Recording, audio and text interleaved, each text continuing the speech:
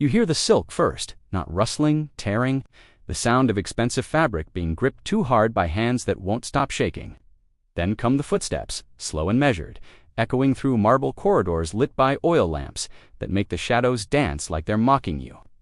You're 16 years old, sitting in a room you've never seen before, wearing a dress so heavy with embroidery that standing feels like carrying another person on your shoulders. The door is somewhere behind you. You heard it lock. You heard the women who brought you here walk away, their voices fading into nothing, leaving only the sound of your own breathing and the knowledge that in a few minutes a stranger will enter this room and you will cease to belong to yourself. This is 1847. This is Persia. This is your wedding night. And what you fear most isn't what's about to happen in this room. It's what they spent the last 6 months doing to your mind to prepare you for it. Before we go any further, I need to know where in the world are you right now, listening to this?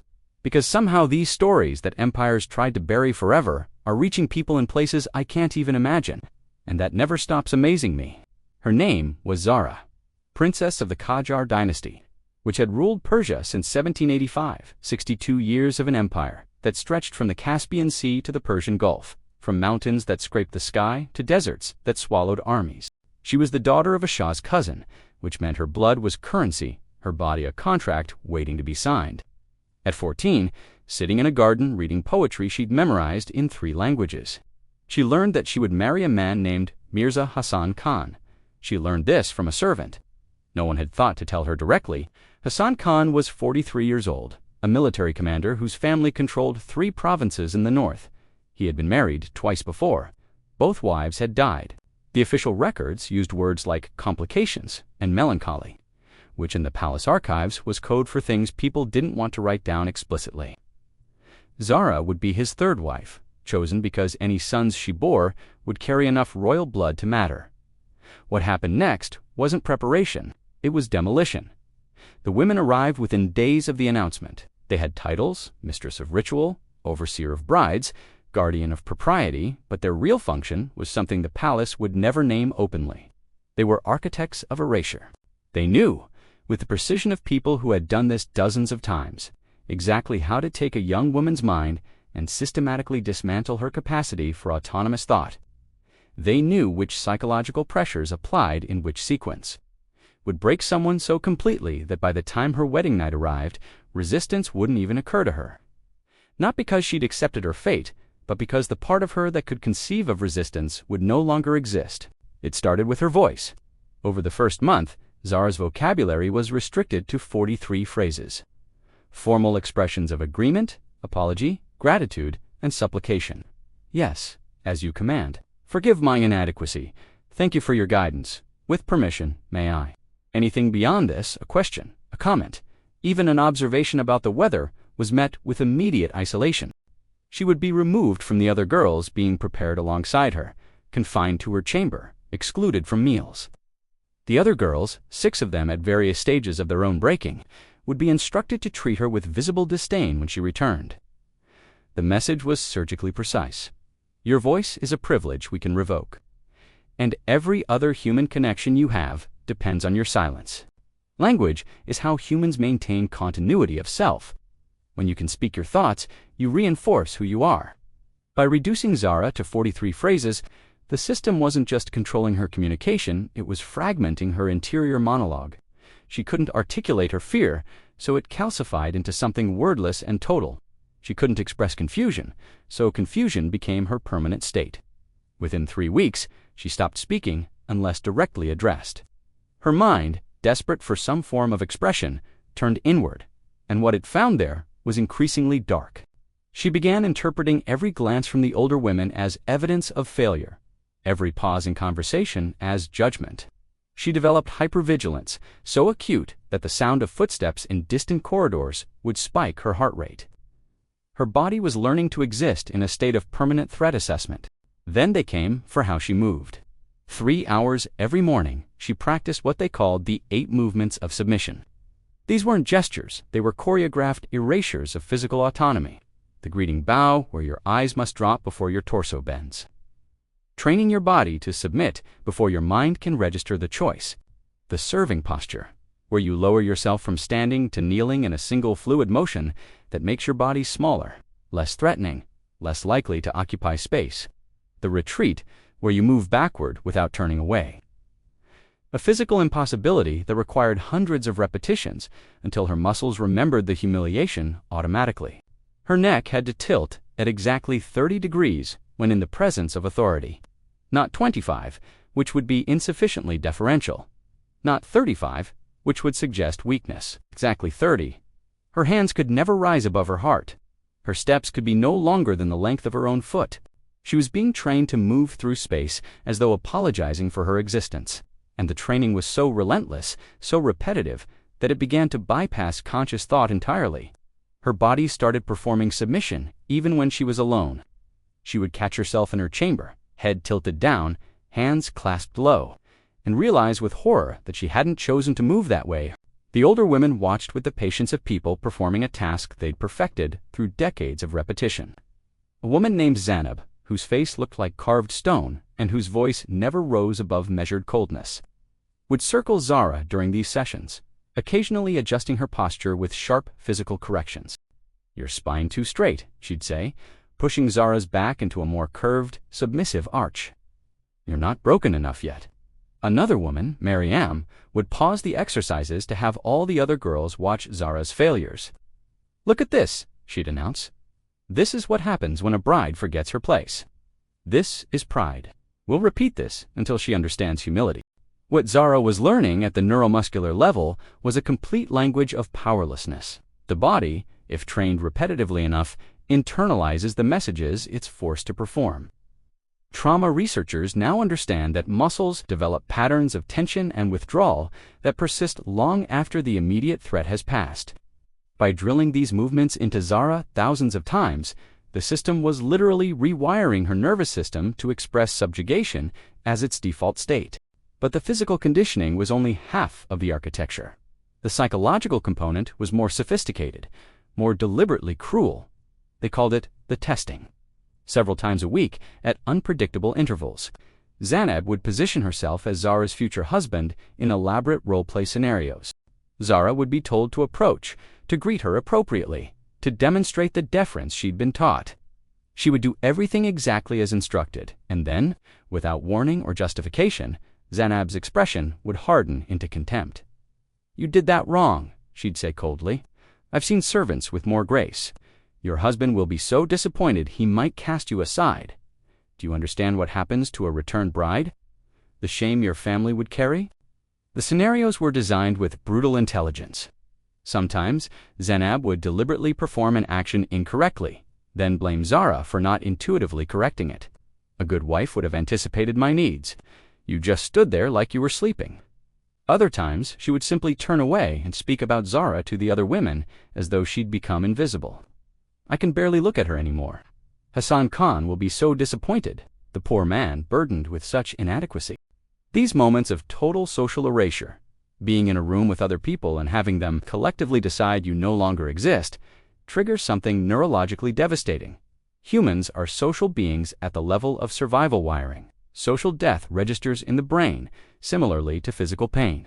And the system deployed this weapon with precision, because it leaves no marks, creates no evidence, and destroys the target's sense of reality itself.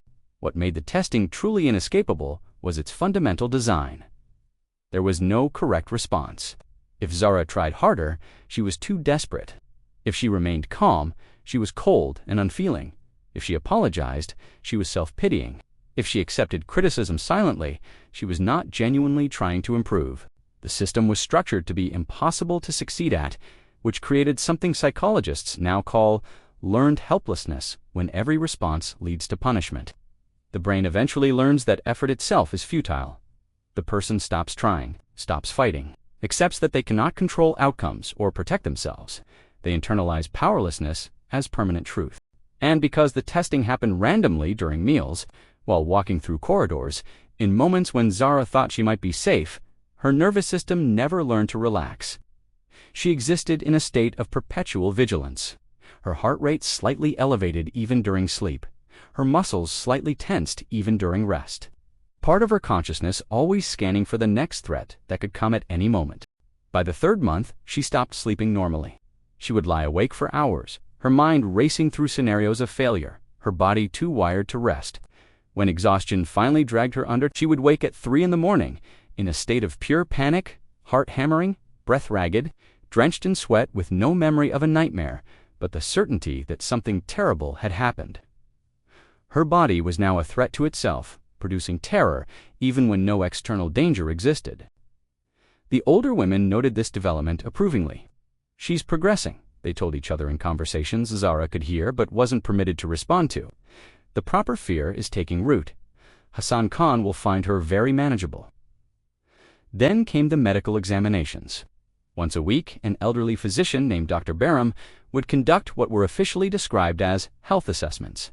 In practice, they were systematic violations designed to reinforce a single message: your body is not yours.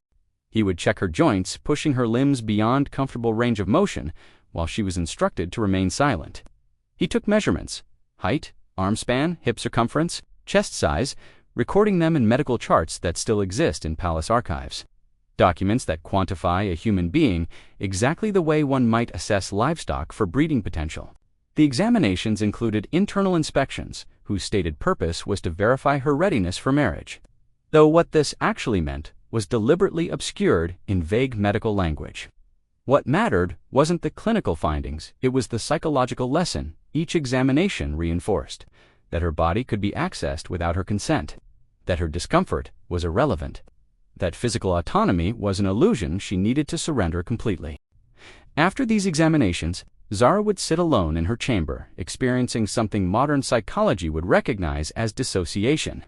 She would stare at her hands as though they belonged to someone else.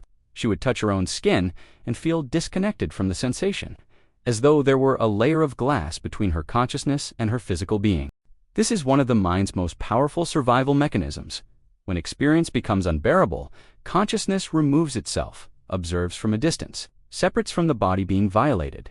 It allows people to survive things that should break them, but it comes at a cost that often becomes permanent. The person who emerges from dissociative states is never quite the same. They've survived by fragmenting their own sense of self. Putting those fragments back together is often impossible. The final month brought instruction in what the older women called marital duties, delivered by a woman named Soraya, who had been the wife of a provincial governor and now served as a kind of tutor in compliance. Her instructions were delivered in deliberately vague language, abstract references to a husband's needs and a wife's obligation. But the vagueness itself was a weapon. It created space for Zara's imagination to construct worst-case scenarios, and her terror of the unknown became worse than any explicit information could have been. "Your pleasure is irrelevant," Soraya said with absolute flatness. "Your preference is irrelevant. Your comfort doesn't enter into consideration. You exist to serve. That is the totality of your function." Zara was never given accurate information about what would actually occur. Just instructions on how to be passive, how to remain still, how to make no sound. This combination of vagueness and rigid behavioral instruction created perfect psychological conditions for trauma. Her mind raced through increasingly horrific possibilities, each one more frightening than the last, and the older women offered no correction. They wanted her afraid. Fear was the goal. In her final week of preparation, Zenab led Zara into a private chamber and showed her a collection of implements objects whose purposes Zara didn't understand but instinctively feared. Zenab described each item with the flat affect of someone listing household supplies. "Your husband may wish to use these. You will not object. You will not resist. You will feel nothing, because by then you will have learned not to feel at all." Something inside Zara broke then, not metaphorically, but with a physical sensation, an internal crack as her mind's protective walls collapsed.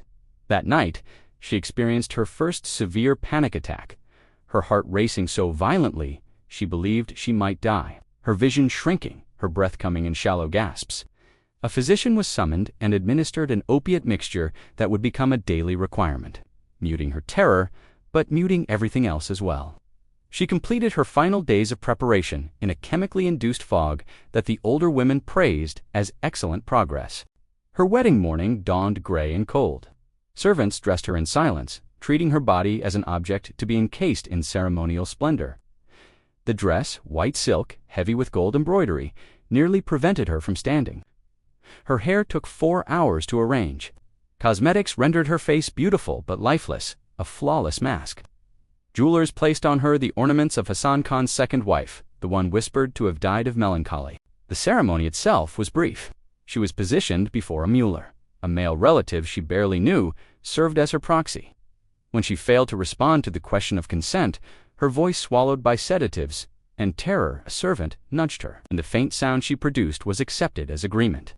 Words were recited, contracts signed, and Zara became the wife of Mirza Hasan Khan. The celebration lasted 6 hours.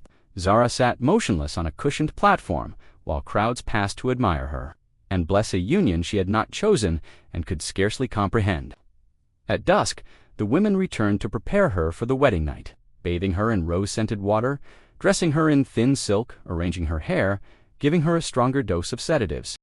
Mariam, the oldest attendant, guided Zara into the bridal chamber, lavish with red silk and candlelight, arranged as if beauty could disguise the terror anchored in Zara's chest. "You will stay here," Mariam instructed. "You will do as taught. You will not resist. You will not cry." The lock clicked behind her. Even sedated, Zara understood what awaited her. Months of psychological dismantling had left her without anything stable inside herself. When Hasan Khan entered silent, partially drunk, she watched him through a dissociated haze. She did not speak or move. Training had made resistance unthinkable. When it was over, he dressed and left without a word. Before dawn, older women returned to inspect the sheets, ensuring proof of virginity. Satisfied, they disappeared again. The screaming that later echoed through Golston Palace was not from the act, but from the collapse of her dissociation. Suddenly, she was back inside her body, feeling 6 months of terror, violation, and erasure at once. Her mind buckled. Physicians sedated her heavily, and soon she drifted in a near-constant fog. Within a year, she bore Hasan Khan a son, then 3 more over the next 8 years. She performed every duty with unfailing obedience. To observers, she was a perfectly molded princess. But the girl who once loved astronomy and poetry had vanished, replaced by a silent figure moving through corridors like a shadow, her eyes unfocused even when they met another's. She lived 37 more years and died at 53. Officially, the cause was a wasting illness. Privately, physicians recorded that she had simply surrendered to exhaustion. Zara's fate was not singular. Throughout KR rule, the same process repeated. Princess Ashraf's diary charted her unraveling. Not myself, always watched. When did my body stop being mine? Her entry stopped after 6 months. Princess Fatima collapsed into catatonia on her wedding night and never recovered. Princess Nasret moved like a doll on invisible strings. These outcomes were intentional. Palace physicians monitored the girl's psychological erosion, noting dissociation as evidence of successful compliance. Some resisted. Soraya refused the submission rites, isolated until she yielded, whispering, "A ghost cannot refuse." Zara's life shrank to record line. All knew she'd died long before, erased by the system.